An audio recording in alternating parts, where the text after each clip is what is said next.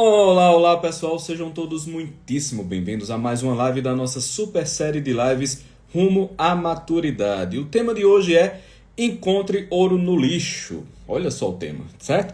Então vamos falar hoje um pouquinho do que é esse negócio de encontrar ouro no lixo, que não é muito o que essa galera aí do tenha força, tenha pensamento positivo, tenha não sei o que, diz. Nós vamos tratar um pouquinho do assunto com mais seriedade, beleza? Então é isso, vocês já sabem o que fazer. Enquanto o Instagram se digna a avisar a todos vós que estamos cá ao vivo, mandem essa live para todo mundo que vocês puderem, no direct, nos grupos, em todo lugar, tá certo? As caravanas já estão chegando, ainda é factível, Ana Raquel já colocou aqui o tema da live de hoje para fixar o comentário.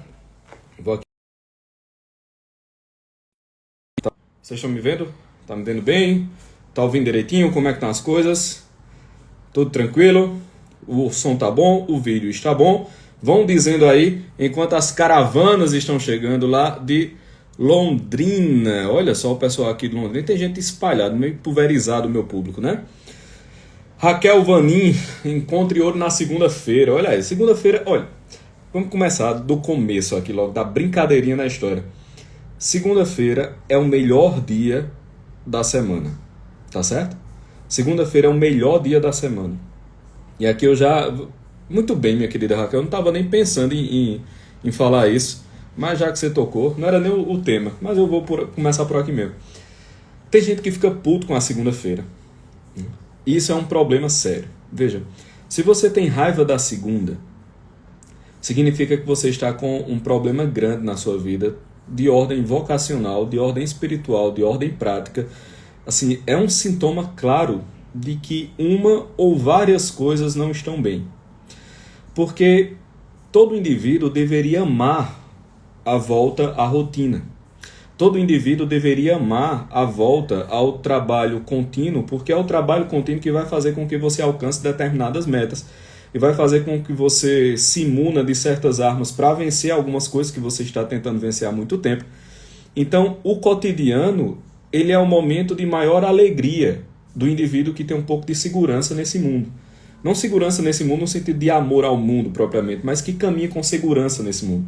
Foi o que eu quis dizer.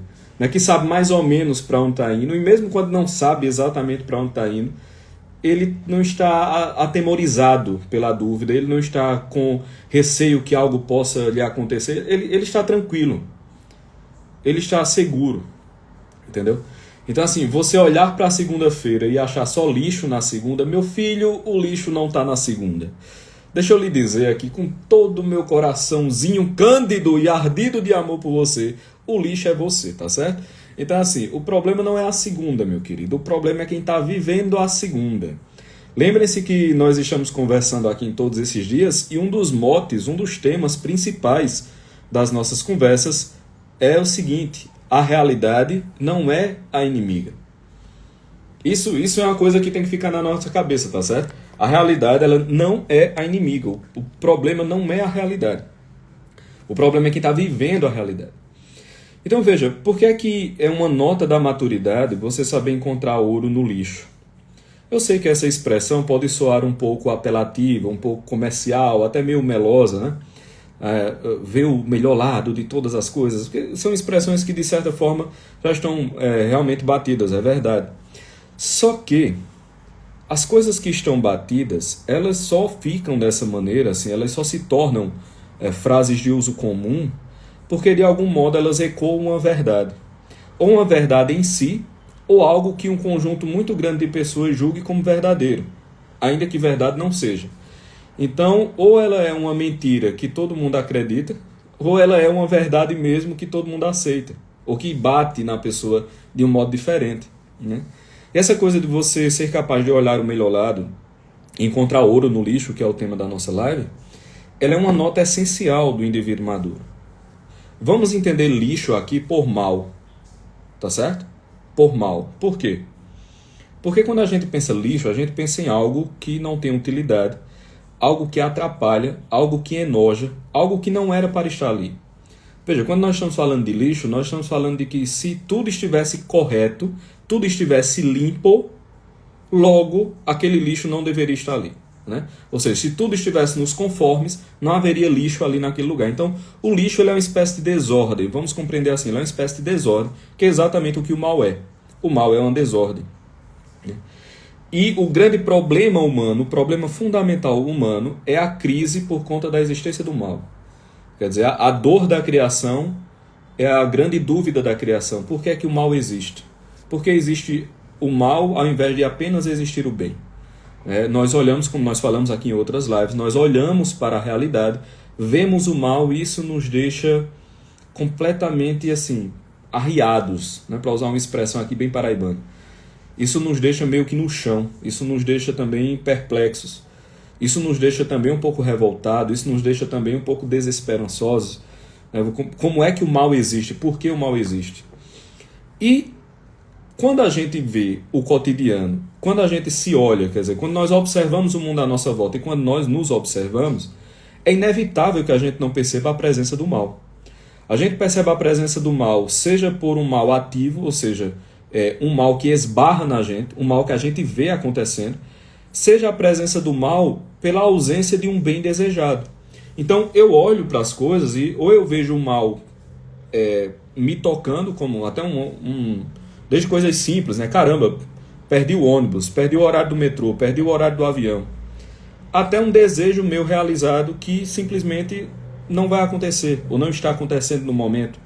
Então eu vejo nessa falta de concretização de um desejo, de um sonho, de, enfim, alguma realização pessoal, alguma vontade pessoal, eu vejo a presença do mal.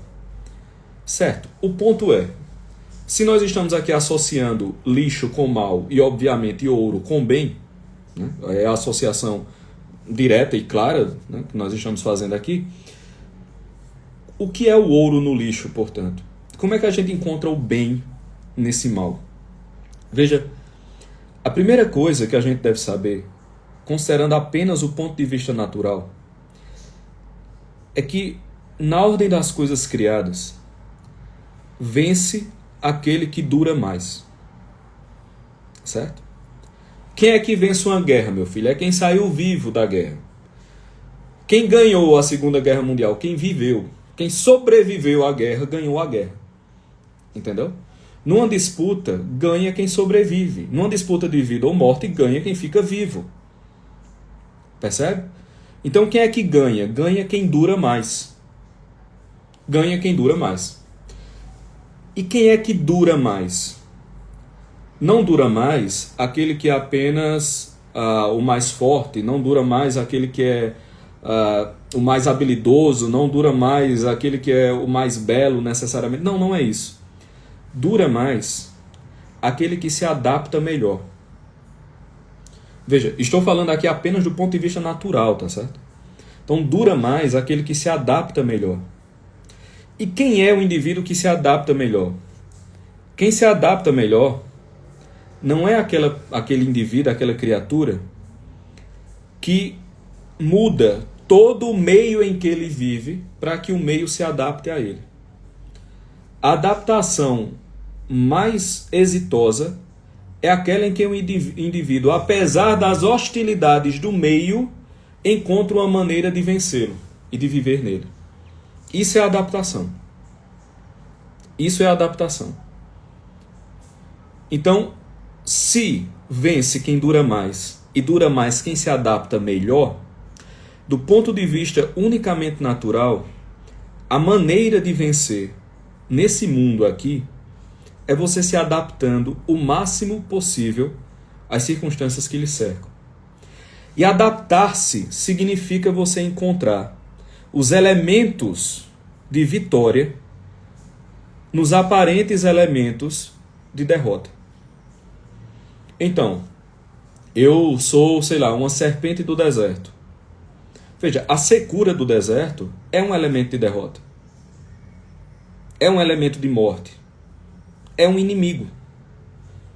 Se eu sou uma serpente do deserto, eu vou sobreviver na medida em que eu encontrar naquele aparente elemento de morte um elemento de sobrevivência. Simples demais. Isso vale se eu for uma serpente do deserto, se eu for um gafanhoto, se eu for um tatu-bola, se eu for um golfinho, Entendeu? Se eu for, sei lá, uma medusa, vale para qualquer coisa. Qualquer organismo vivo, ele vai ter no meio dele elementos hostis e ele vai ter que encontrar nessa hostilidade grãos, ilhas de sobrevivência. E nessas ilhas de sobrevivência ele vai se manter e se mantendo ele vai vencer o meio que lhe é hostil. Como é que eu transporto isso para a vida comum, para a nossa vida cotidiana? Veja, pegue agora, liste na sua cabeça o que lhe parece ser elementos de hostilidade do seu dia a dia. Certo? Aqui a gente está falando apenas do meio. Como a serpente do deserto, ela tem o deserto como seu ecossistema ali, né? E aquela secura é o inimigo dela. Pronto. Vamos pensar que você é o equivalente. Então, o que é que do seu meio lhe parece hostil? Liste aí o que é que lhe parece hostil. Seu matrimônio lhe parece hostil? Sua ausência de matrimônio é um elemento de morte para você? A personalidade do seu chefe? O tipo de trabalho que você exerce? O ambiente de trabalho em que você está? As dificuldades financeiras que você enfrenta? Sei lá, a violência da cidade onde você vive? A pobreza em que você se encontra? Você percebe? Vamos listar na nossa cabeça todos os elementos de hostilidade que nós vemos. Pois bem, como é que você vence isso? Você vence isso sabendo de uma coisa. Nenhum elemento de hostilidade é 100% hostil ou 100% invencível. Meu filho, se você fosse um bicho,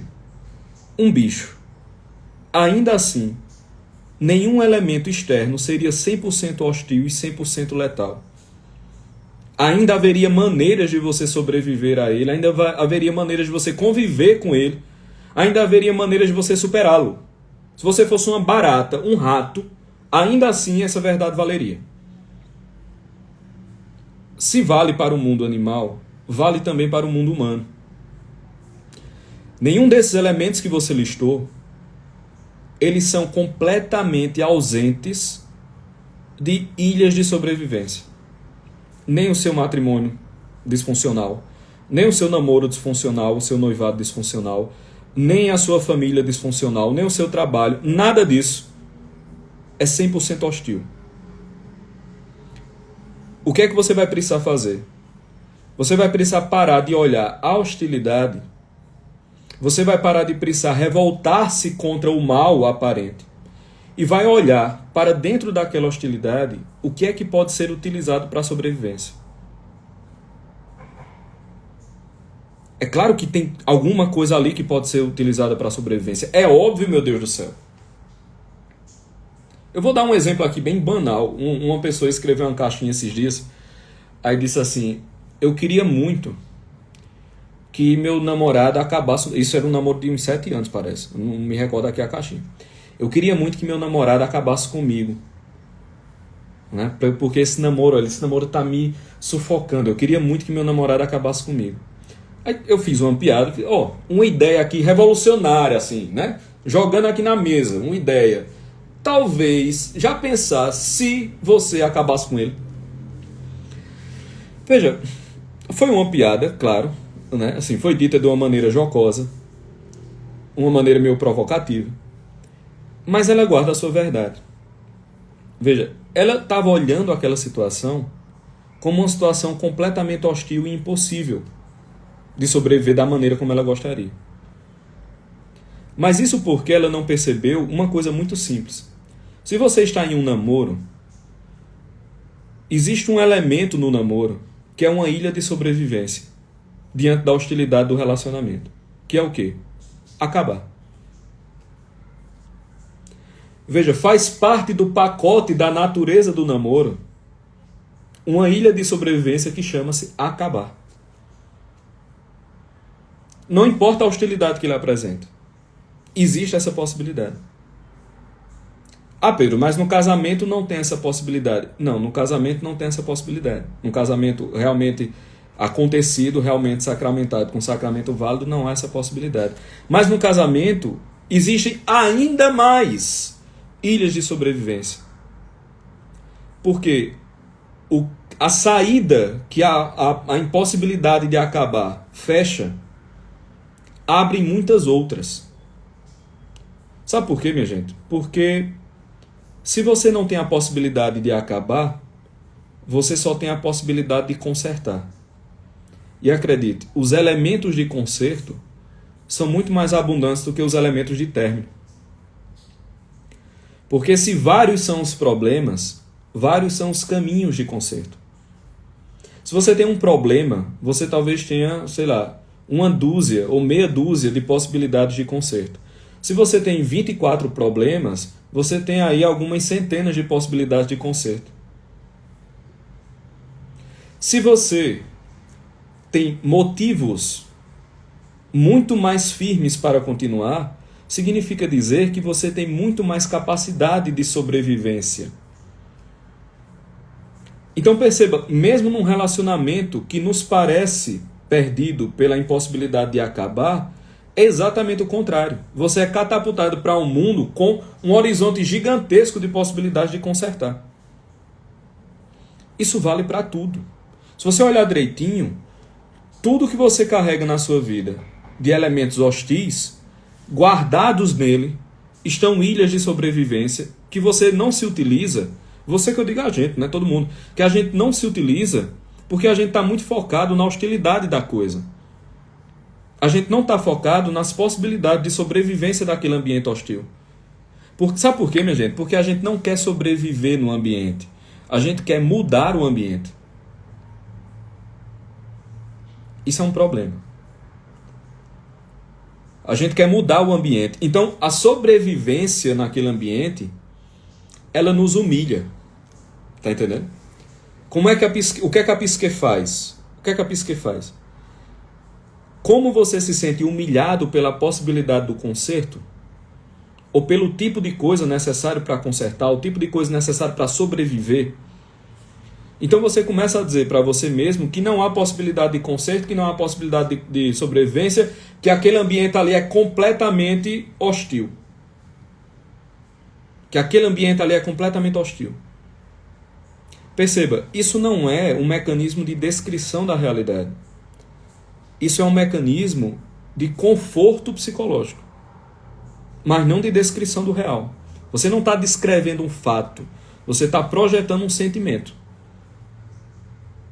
Entende? Por quê? Porque o conserto e a sobrevivência lhe humilham demais. Porque muitas vezes, para a gente sobreviver ao ambiente, é preciso que a gente aceite a impossibilidade de mudá-lo, ou para sempre, ou naquele mesmo momento. Ou para sempre, ou naquele lugar. Ou para sempre, ou naquele tempo presente ali. Entendeu? Aceitar essa aparente derrota é o que nos torna completamente derrotados. Aceitar essa aparente derrota é o que nos torna vitoriosos. Recusar essa aparente derrota é o que faz a gente perder de verdade. Por quê? Quando a gente aceita que vai ter um determinado momento da vida e circunstância, que a nossa tarefa é sobreviver e não mudar o ambiente hostil, a gente consegue talvez as duas coisas. A gente consegue sobreviver e consegue mudar.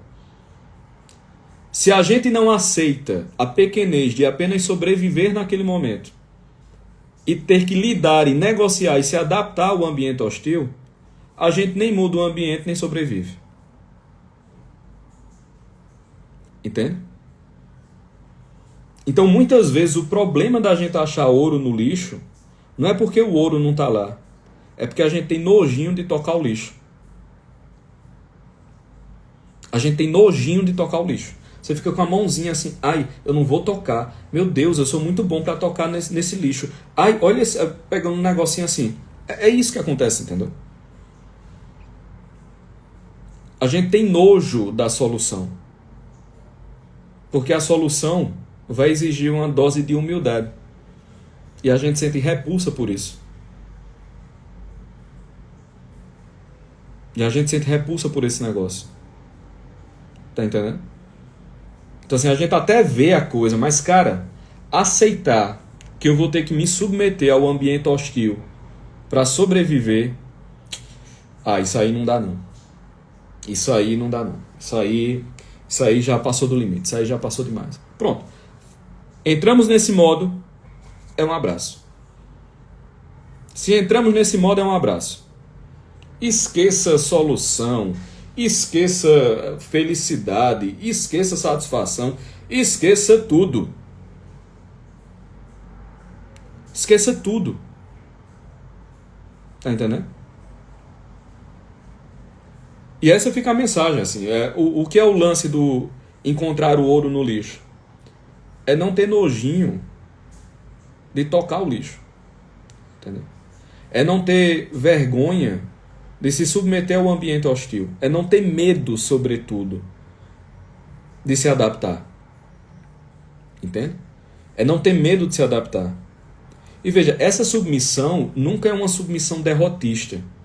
Isso aqui é um ponto que eu quero frisar para terminar. Nunca é a submissão da derrota. Entende? Novamente, apenas levante em consideração o nível natural. Uma serpente do deserto não percebe-se humilhada porque ela sobrevive no deserto. Está entendendo? É a mesma coisa conosco. Quando a gente percebe o mal, o escândalo do mal, a gente não pode se sentir humilhado por sobreviver e lidar com o mal. Entendeu? E quando a gente não se sente humilhado para isso, aí a gente consegue vencer as coisas. Então, assim, o movimento de vitória é precedido pelo movimento de humildade. Isso significa dizer que o movimento de humildade verdadeira nunca é um movimento que leve à derrota. Então, se o movimento levou à derrota, pode ter certeza que não foi um movimento de humildade real. Entende? A humildade verdadeira nunca leva à derrota. Não existe força maior no universo do que a humildade real. Porque a humildade real ela é o prelúdio da vitória. Não existe vitória real sem humildade real. Ponto. Não tem. E aí a gente vê o problema que causa o cara não querer tocar no lixo, né? O cara se sentir humilhado pelas circunstâncias, o cara ficar com nojinho de se adaptar ao ambiente hostil. Porque essa é uma postura de quem se ofende pela humildade. Ora, quem se ofende com a humildade é um derrotado. Porque a única possibilidade de vitória é na humildade. A única possibilidade de vitória é na humildade, não tem outra. Assim, mas não tem outra mesmo, meu filho. Não tem para onde correr. Entendeu? Então, retomando, não é que as coisas não tenham solução. É que a gente se sente humilhado de ter que aceitar uma solução pequena ou uma solução que nós não gostaríamos de usar. Esse é o ponto. A gente se sente humilhado por ter que procurar o ouro no lixo, entendeu? Tipo, a gente não se sente feliz da possibilidade do ouro. A gente se sente ofendido pela existência do lixo. É uma maravilha. A mente humana é uma maravilha. A alma humana decaída é uma coisa linda. Entendeu? E aí a gente se lasca. E aí é bem simples. E aí a gente só se ferra. Entendeu? E aí a gente só se ferra. O ego sempre é seu inimigo. Sempre. Sempre. O ego é seu inimigo e acabou-se. Viu? Pois, pessoal, é isto. Muitíssimo obrigado. Amanhã vocês já sabem o que fazer. 12h15 estarei aqui. Mandem essas lives para todo mundo que vocês conhecerem. E é isto. Pois, beijo grande para todos vós. Fiquem com Deus e até amanhã. Valeu!